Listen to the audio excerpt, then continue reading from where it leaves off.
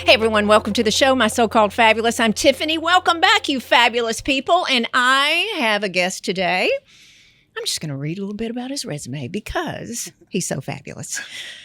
Today, we are actually diving into an area that I have such an incredible passion. And if you followed me for how many years now? Oh my gosh, forever. You know I'm a culinary girl. So we are going into the fascinating world of culinary creativity, conventional, interesting career reinvention. That was a lot. From sports broadcasting to personal chef stardom, my guest has carved out a unique niche in the culinary world. And let me tell you, that's not easy. It seems like everyone's a chef these days. Blending his passion for food and his dynamic sports background, you may know him from, get this, y'all, Netflix Easy Bake Battle. Where he showcased his fearless cooking skills and his charismatic chef behind the unforgettable private dining. Andy's journey is not only short of inspiring, but we can't wait to hear all about it. And welcome to the show, Be Real Foodie, Andy Burrell. Boy, you sound fabulous. Well, gosh, you made me sound fabulous. That was beautiful. I just want to take that and put it in my pocket and just carry it every day. Just sell it and let it go. Well, good. Thank you so much. My job is done here today. Well, we have something very common. Andy and I are both TCU Horned Frogs. We're going to throw up our frog here. Go Frogs. He played football with our fabulous Gary Patterson that just lives down the street from me, and we've all known and loved with 2005 to 2008. That was a little bit after myself and Greg went to TCU. But you were a strong safety at TCU. You were a quarterback, and your resume, you reached out to me, Andy. I met you several years ago at Mi Casino. You went yesterday. Was it good? Right. It was Mi Casino. Yes. That's where, because I got up from the table and walked over to you guys and said, "Hey, Greg." Yes. I was on a date. Yeah, yes. Oh, gosh. My daughter Kennedy, she's 25 now, but I said, "Okay, do you know Andy Burrell?" She was, "Mother, yes. Remember at Mi Casino, the hottie guy?" And I'm like, "Okay, there it is. Of course it is." Yeah. So yes, so that's where I was connected with you. And then your dad has been friends with my husband for years and years and years and years. Yes. And I mean, I used to see him when I was, from like the time I'm 5, 6, 7, 8 years old, when I was going down to the club shooting hoops. Crazy. That's crazy. I mean, that's a love. That's what I love about Fort Worth. It's pretty interesting. It's such a small world. I mean, I went and grabbed a pizza last time I was in town because my parents live here downtown, like right off Magnolia, which is such a cool area these days. Changed. By the way, Fort Worth has changed so much. So much. I was driving down the highway going, where am I going? Exactly. I know. It's like, it's wild. And I grew up here, but I walked in to get a pizza, and there's a guy I hadn't seen since we graduated, a football player. He's telling me how he's got 2 kids and this and that. I was like, oh my gosh, where did the time go? It just flew by. Kind of does that when you get older. Sad. It is wild, right? Do you remember? Well, I remember this. I don't know if you do or not. I'm quite a bit older, but Christmas used to take forever to get here. It took forever because I was waiting for my presents, and now it'll be here before we know it. It's just so sad. And then it flies by again, and then it's like, yep.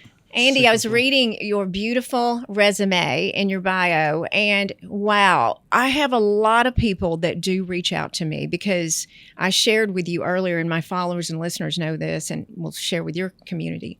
I am a chef by trade. I went to TCU, got my food science and nutrition degree, and then went to culinary school on the East Coast, and went an area of television, radio, public, writing cookbooks until COVID hit. Okay. We've talked about what happened when COVID hit, and we all talk about that. It's just it's a crazy time. It was, yeah. But when I was reading your resume, because people are like, how do you change careers? And you're very young, but your resume, you have tipped your toe in different areas.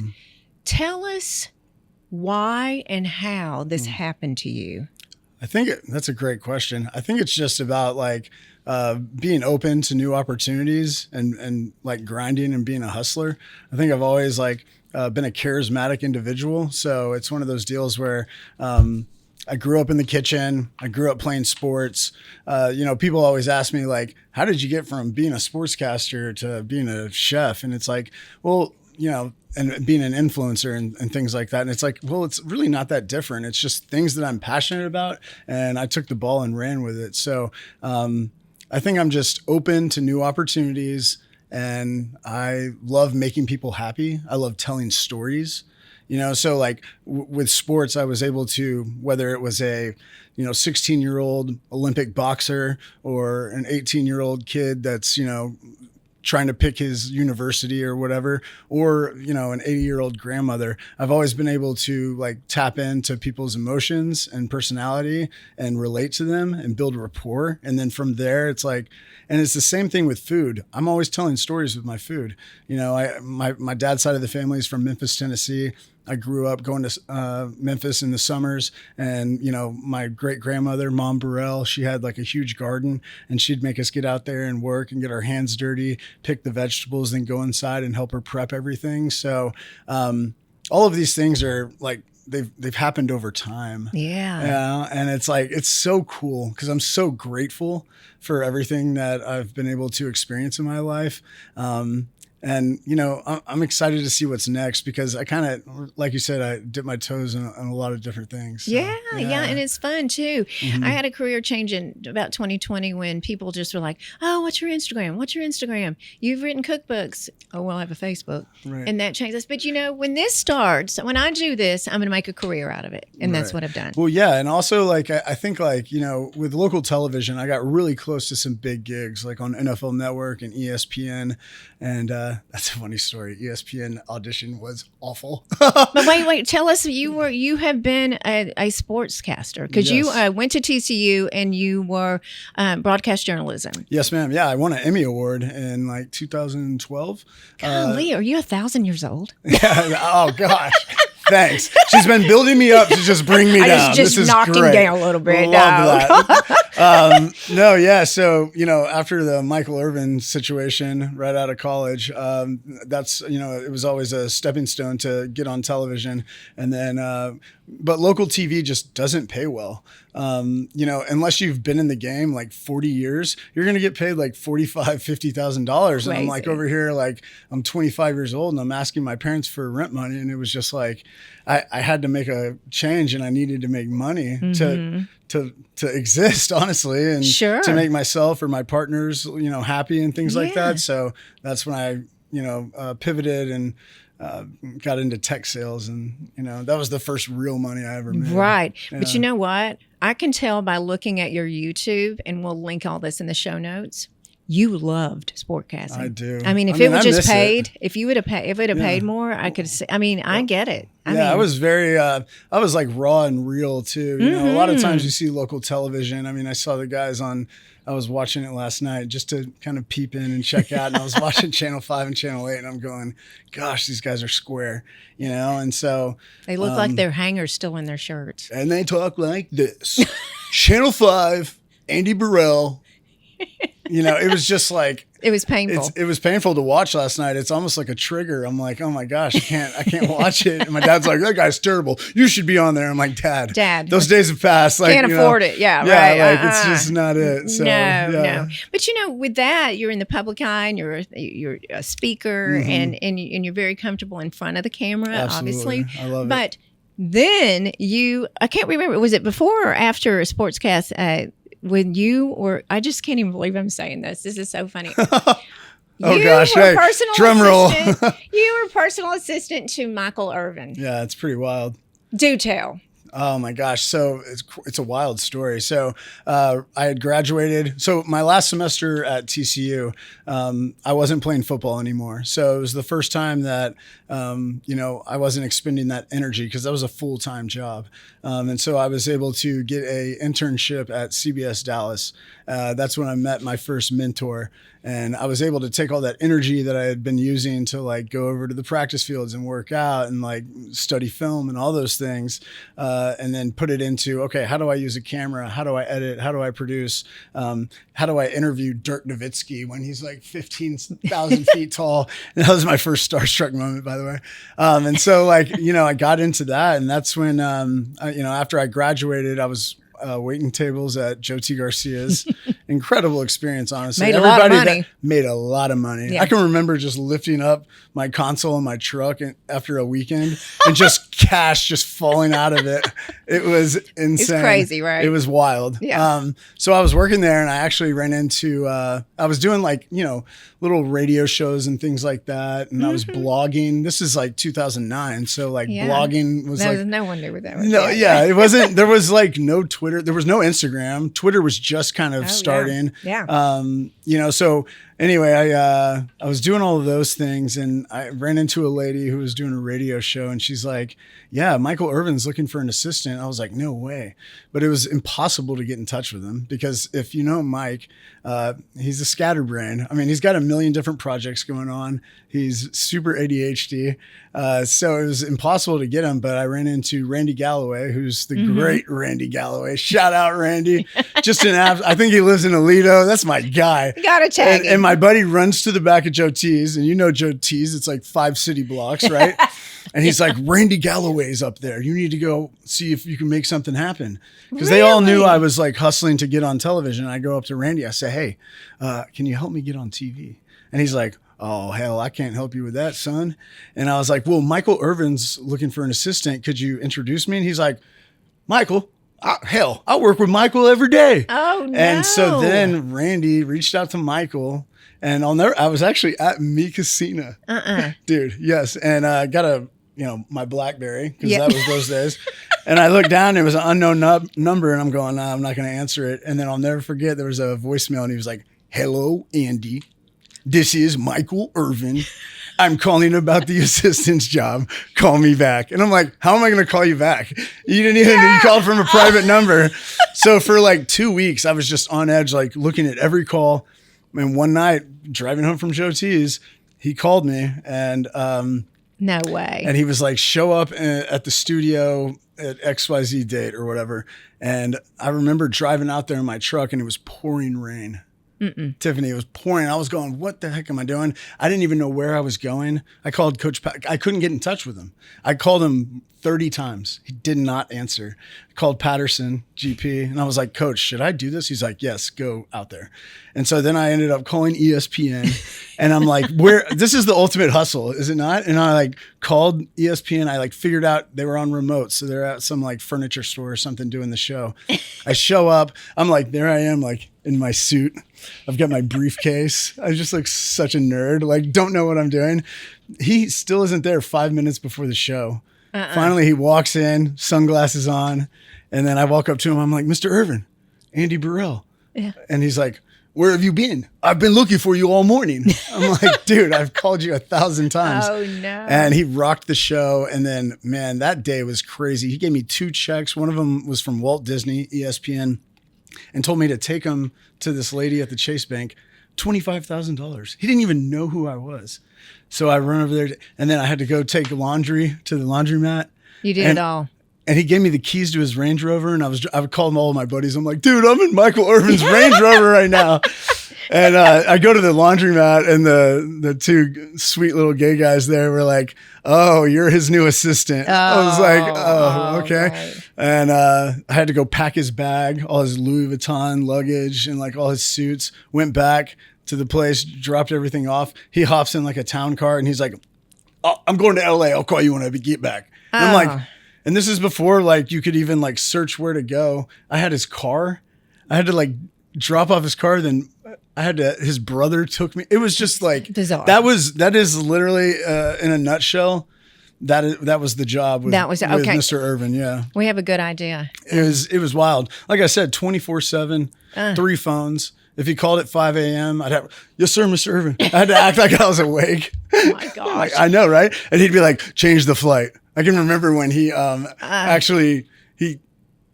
didn't put him in first class. Oh, big no. Yeah. Kind of like he always ate McDonald's in the morning.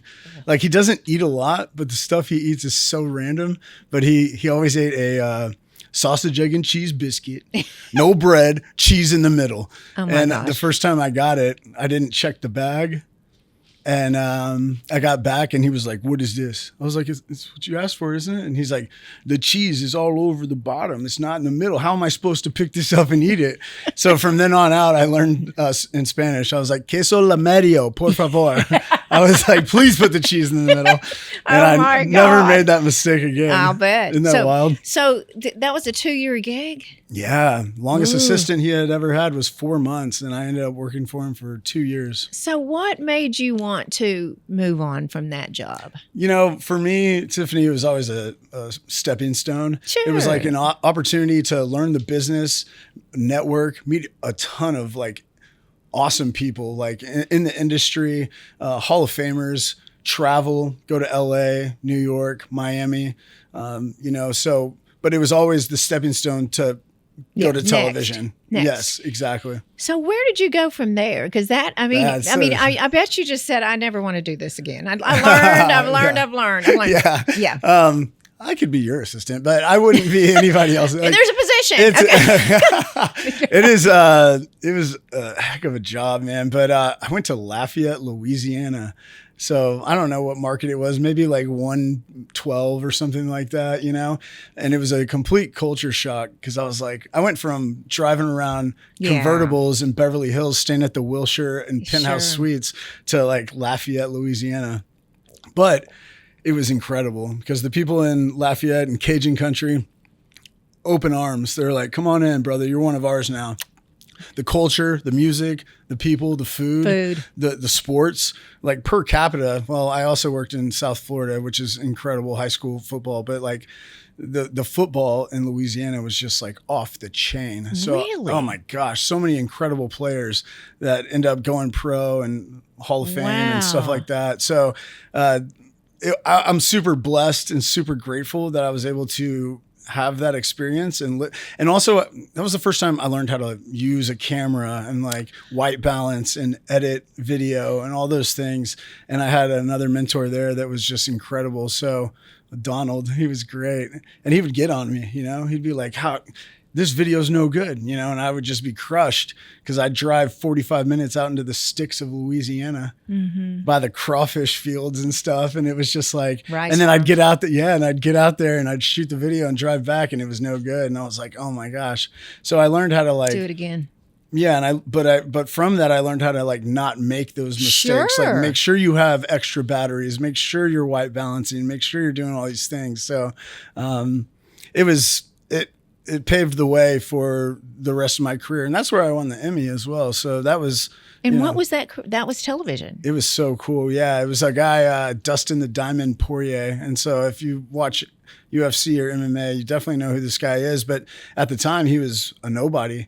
He was just a kid who came off the streets, who found a gym. And, you know, he's always been a fighter. But then he was able to like transition into like fighting for like money and like and like making a career and like taking care of his family, and so I did like this it was like a documentary, super raw, you know, very not local news, and the people around the, you know, the station, the studio were like, what are you doing, like why are you doing this? And I did like a 3-part series and it ended up winning like a regional Emmy. So awesome. So you fulfilled that. I mean, because it sounds like every stepping stone has been fulfilling, though. I mean, Michael, even with that might have gotten you. Even with the bumps in the road, you know, it's like, you know, it's so cliche, but like people talk about how like, you know, you got to go through the shit in order to like, you know, learn and become a better person and all those things. And it's honestly so true. And it sucks that you have to go through that, but it's such a great learning experience. And like you learn how to, you know, be strong when you're weak and be weak when you're strong, which is super humbling and pretty rewarding. Andy, I've said this so many times on this show and on my platforms. I have learned more from my mistakes, and I've had therapists on the show and coaches and say, don't say mistakes. I'm like, but they were freaking mistakes. And my failures, and I've had them. Than my success, because I don't ever want to make that mistake. Just like you going out into the, you know, crawfish swamps. You don't want to make that mistake again. And so you learn, and the success is great, but the failures and the things that you learn so much. Do you agree with that? Absolutely. Yeah. I mean, it's, I mean, that's my entire like adult life, honestly, Yes. it's a roller coaster, you know? And even in like tech sales, when I got into that, it's just like, you have a great quarter, you're killing it, you're high as a champ. And then all of a sudden it's like, nobody's picking up the phone. Nobody wants to like buy. You can't close a deal. It is brutal. But I think it's like, I guess over the last like 3 or 4 years is when I really put in the work as far as like my mental health and being mindful, and being aware of situations and understanding that like, this too shall pass. Always. It always passes. And now it may it may beat the shit out of you during the time, but it shall pass. It really, really does. Yeah. But then the market makes on your life, and I share that with all of those terrible moments and great moments are what have molded me into who I am today. And that's why it's a beautiful thing. Your honestly. thumbprints. Exactly. Yeah. I know. So, I've shared this with you and you did not know that. And then I've talked about it at the beginning of the show. I am a chef. I have a degree. I in TCU and then went to Johnson & Wales. And I went the route, what culinary school taught me is I did not want to be in the restaurants. When I met Greg, let's get a restaurant. No, sorry. No, just like we were talking about food truck earlier. But I went the television, radio, publication route and still in front of the camera. But you didn't know that we were in the food business. So I didn't. That's so cool. Chef. I love that about. I did not know that about you. You didn't know that. That's so cool. You can call me chef, please. Yes, chef. Yes, chef. No, really. So it was interesting when you and I connected on social media after we met. Love that, by the way. Yes. That's the beauty. Sorry to interrupt, but that is the beauty of social media. Hey, is like there's an ugly side to it, and it's cringy and it's awkward and it's weird and people are bizarre. But then there's the other side, which allows you and I to connect or stay in touch with family members or friends that I feel like I haven't seen them in a decade, but I feel like they're some of my best people in my tribe. They're in our tribe and the best friends make best friends. But I love that. And I'm getting to this point. I go, somebody, I'm talking to a brand. You want to work together? Yeah. What are they going to say? They're just going to block me or something? Right. No. I mean, why not? Yeah. But sure. when you and I were chatting, I went, oh my gosh. He's into food, be real food. So what in the world? I know you have grown up around food. Yes. And I did too. But how did you find yourself in the culinary world? Yeah. Well, great grandmother's mother, all those things. But also I think, when I was down in Florida, I had a long-term relationship and I loved to cook for her all the time, as I do with any of my partners. And I just, I started taking pictures and things like that. And then when COVID came around, I was like, well, I've always been on camera. Why shouldn't I just like start making actual videos of me cooking this food? Yeah. And so that's when I got into it and it kind of took off. And, I started gaining followers and things like that. And then that's when Netflix reached out. That's when I got on Easy Bake Battle. And then from there, it kind of took off. And I don't know, I guess, I've been a very imaginative kid. I've always been very creative. I've always been a wild child. And so I just said, well, why shouldn't I just take this and run with it? And plus it's like super fulfilling. Like I said, like I've always been a storyteller. So being able to tell stories, fill that gap of not being able to tell stories about athletes and their journey. Now I can tell stories with my food and also, give people something that's entertaining and excitive. Yeah. And people love food. Oh my gosh. Right. So gotta eat. Gotta eat. And, so also, I think my journey through obviously with my upbringing in Fort Worth and Memphis, and then being able to live in the Southeast and live in Louisiana and learn the cuisine there, then going to Memphis, to do TV and learning about the cuisine there, and then going to Southwest Florida and learning about, they're all different.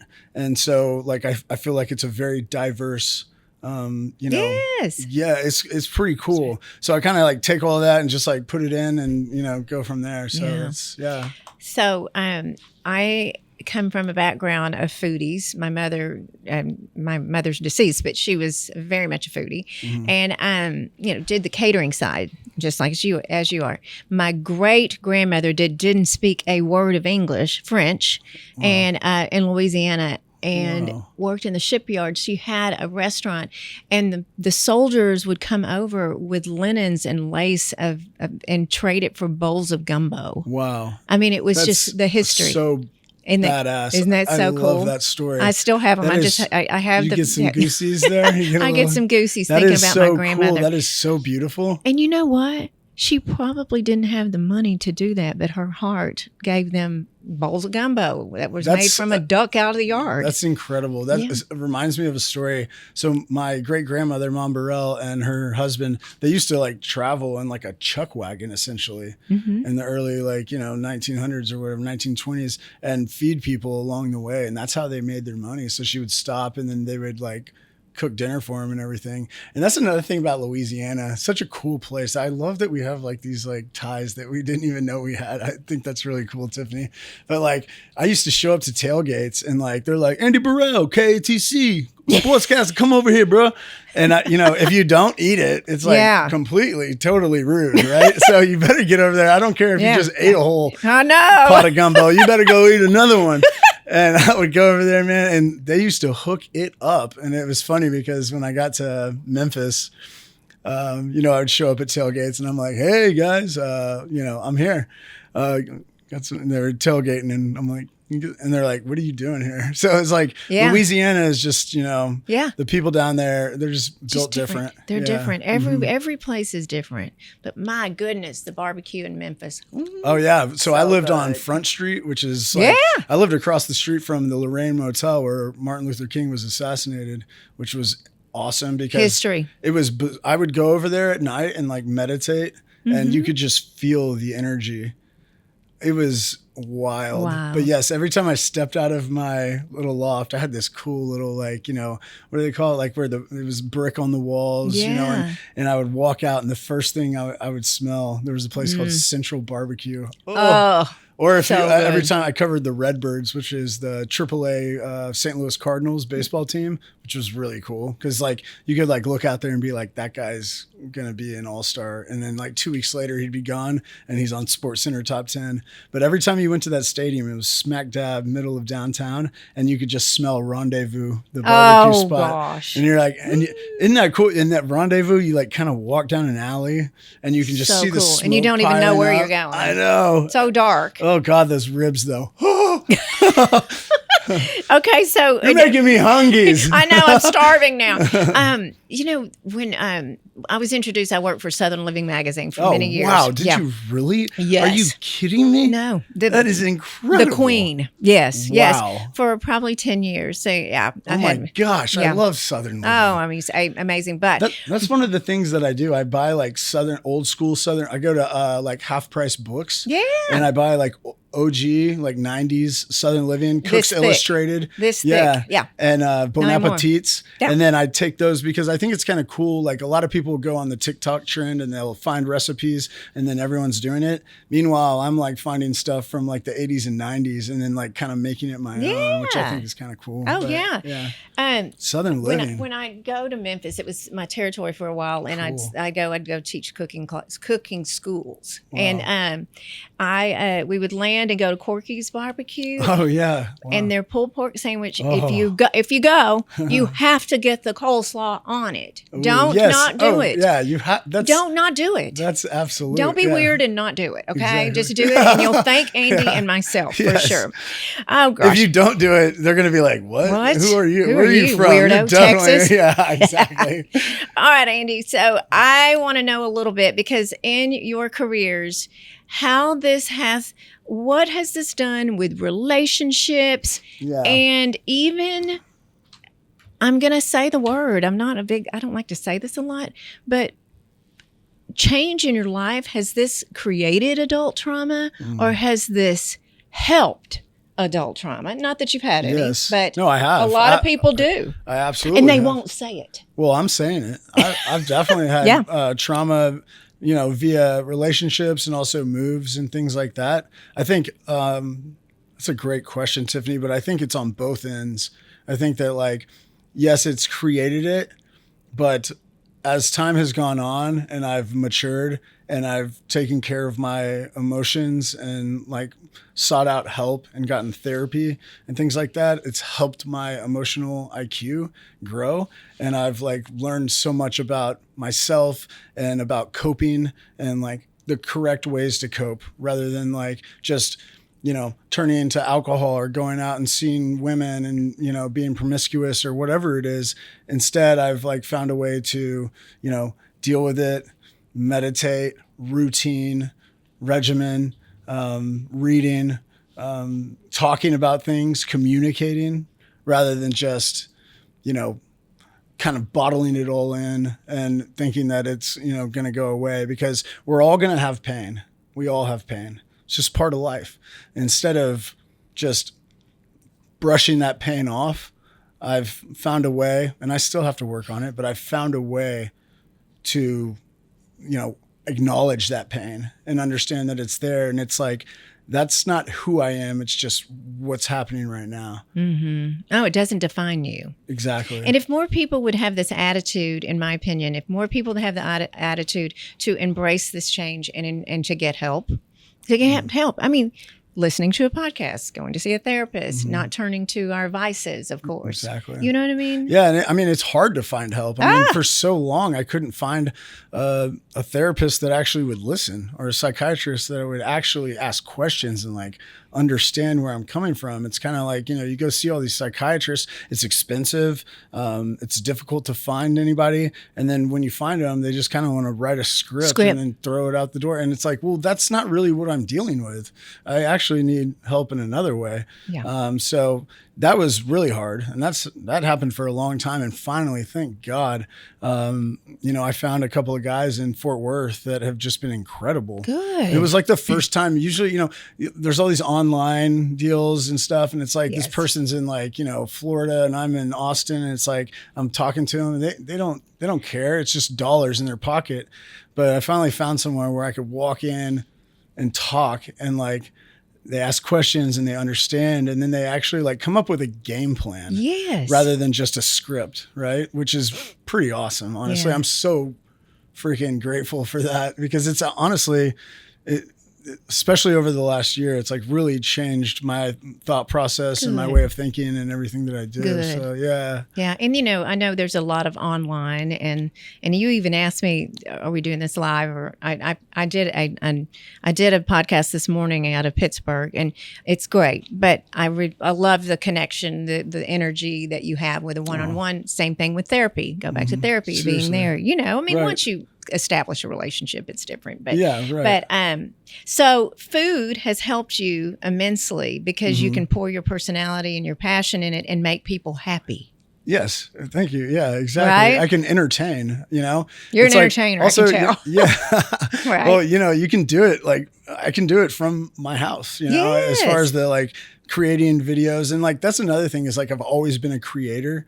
And so like being able to not only like get my hands on the food and create recipes, but I'm also able to look into the camera and talk to people and have fun and be silly and tell stories. And then you get to edit and like create the whole thing once it comes together. Right. And then you get to see it, you know, come to fruition. And it's like, it's so fulfilling. It's really honestly been so incredible for me. It's good. Like, good. It's given me that like zest back, you know? And I'm just excited to see where it goes. I can tell. Yeah. I can tell. I'm gonna close the show in a minute with something you sent me, but tell us in Austin, you're in Austin now. Do you miss Fort Worth? I love my family. I miss my family. I love being there. Like my mom made the most ridiculous beef stroganoff last night. I was just like, I can't ever make it like this. It's so good. Yeah. So like, great. I love them. I have a nephew, so I love seeing them. But like, as far as Fort Worth is concerned, for me, honestly, you know, I left as soon as I could. You did. You were ready to go. As soon as I got out of TCU, I was like, get me out of here. I gotta go do something else. Something bigger is out there probably. Sure. Like, I need to see everything. And so like, you know, a lot of people in Fort Worth tend to like stick around and things like that. And I know it's a great place to raise a family, but at 38 years old and I don't have a family, I really don't miss Fort Worth. Yeah. I love it. I appreciate it. There's a lot of great people here. I'm so stoked that I got to grow up here. I mean, I can remember like playing catch in my front yard in Berkeley and hearing the lions roar and the monkeys scream. I mean, like the childhood was incredible. This is a beautiful city, but I don't. You just had to get out. Yeah. You might be back. We'll see. Well, I am, before we tell how we can find you, this young man we talked on Instagram and we text, it looks like a daily now, but you were meditating this morning, which that you're a 38-year-old man. You can admit you were doing that. It's very impressive, impressed because I try to, but I end up doing Instagram in my head. I can't drown it out, but it's difficult. It's not easy. It's not easy. Yeah. It's a battle. Absolutely. But you sent me this text this morning, and I'm going to read just a couple of paragraphs in it. Hey there, Tiffany, going over some things this morning while I'm meditating and thought I would share some thoughts. And you shared quite a few things that we would talk about today. But this resonated for me, and I think I'm going to make it my screensaver, okay? Oh, I love it. Practicing love, kindness, and compassion has always been a part of my life, which is who made me who I am. I hope this gives you some insight on me. That's pretty good. Thank you so much. That's good stuff. That's really sweet of you to say. Thank you. Good stuff. Yeah, I mean, it's, you know, that's a testament to my family, my parents, and my upbringing. Yeah. Thank God for that. It's, you know, I'm very, my core values are very important to me. So it's like, you know, God, family, love, happiness. Those are, you know, things that I believe that, like, you know, I'm not like a huge like Bible banger or anything. I talk to God every day. I mean, that's one of my things. I write it on my fridge and I'm like, okay, I got to accomplish 3 things today. And that's pray and or meditate, probably both. Yeah. Cause that kind of goes hand in hand, at least for me. And then also, you know, exercise and then gain knowledge. So, you know, and I've been a big proponent lately, you know, I have like severe ADHD. And so like, you know, I'll get a book and I'm like, oh, bro, I'm going to finish this book in a week. And then I don't even read a page. No. Or you read it 10 times. Right. Yeah. Or that. Right. Yeah. So I've started to just do, you know, 10 pages a day. That's like my goal. So it's like, you know, pray, meditate, exercise, and that could be a walk. I mean, I think that can like be intimidating for a lot of people. Like, you know, cause I'll go super hard for like 3 weeks and just crush the gym and go crazy. And then all of a sudden I hit a brick wall and I just kind of like, then all of a sudden 2 weeks go by and I haven't done anything. So I've kind of learned over time to, you know, hey, a walk is okay. Like, you know, like 1% is better than 0%. It's true. You don't have to be 100% every day. I tell you, if I don't work out, people just do not like me. Oh gosh. Every day. I'm telling you. Oh my gosh. It's an endorphin. It's just. Oh, I love it. Plus I'm so vain. Then there's that. Okay. No. Well, I work out, because I've done it my entire life, but it's honestly just, it's for my mental.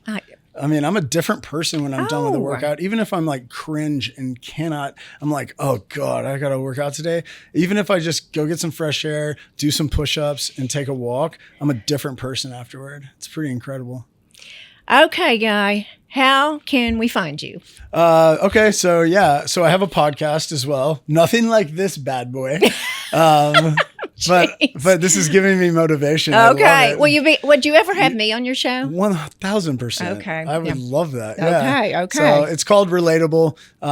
Be Real Foodie. So that's just the letter B and then real and then foodie with a IE.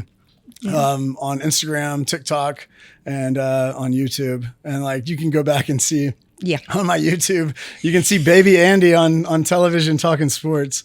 So wait, is this the same guy? Dude, I know. Can I tell a quick story? Yeah. Okay, so when I was this is like my coolest sports story ever.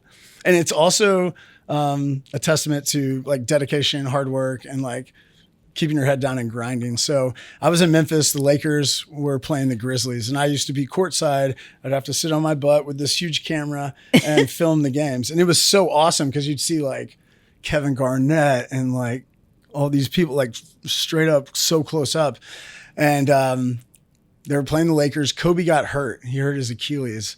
And after the game, I went to the locker room and like Kobe never came out. Everyone left. It was like almost 1 a.m. And my producer's like, Andy, go home. Like, don't worry about it. Like, he probably snuck out the back. And I was like, no, I'm staying. Sure enough, almost at 1 a.m., here comes Kobe walking out. He's got ice on both shoulders, on both knees, and his Achilles. And he goes, what the hell are you doing here? And I was like, Mr. Bryant, I just wanted like quick 5 minutes. I'm so sorry. Like, that you're hurt. I apologize. Like, and he's like, call me Mamba. And I was like, yes. And he gave me like the best interview I've ever had in my life. And I think it's because he appreciated that Mamba mentality. You know what I mean? And so that was pretty cool. That is cool. Mm-hmm. You're a tenacious guy, aren't you? Yes, ma'am. Yes, you are. Yeah. Oh, God, I got to write this down. I'm writing my show notes here. You are such a delight. Thank you. Thank you for reaching out. And we have, I'm so glad I was able to do this. I really appreciate it. You drove in from Austin. Yeah, I sure did. Yeah. Well, thank you so much for being on My So-Called Fabulous. Yes, for sure. Yeah. Well, everyone, thank you so much for following along. Y'all go follow Andy, and you're just going to love all his fabulous videos. And go back and look at the old school videos. I'm going to call it old school, everyone. But thank you so much, everyone. And you know what I say every single Tuesday. Keep being fabulous.